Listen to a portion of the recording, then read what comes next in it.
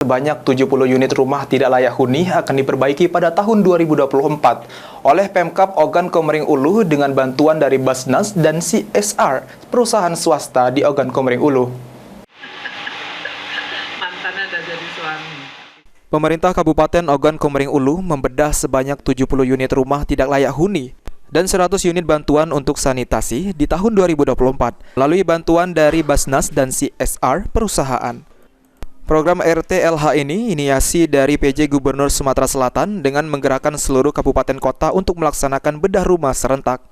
Kegiatan ini menurut PJ Bupati Ogan Komering Ulu merupakan langkah konkret pemerintah daerah di tengah masyarakat, sehingga masyarakat dapat tinggal dengan tenang dan nyaman.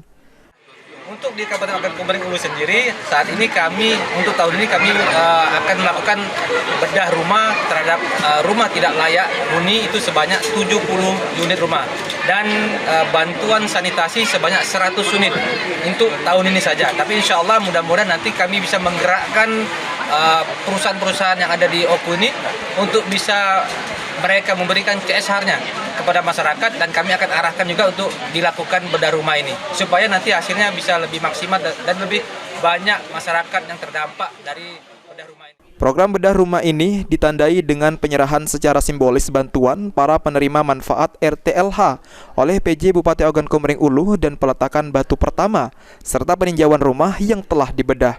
Ari Pranika, Paul TV.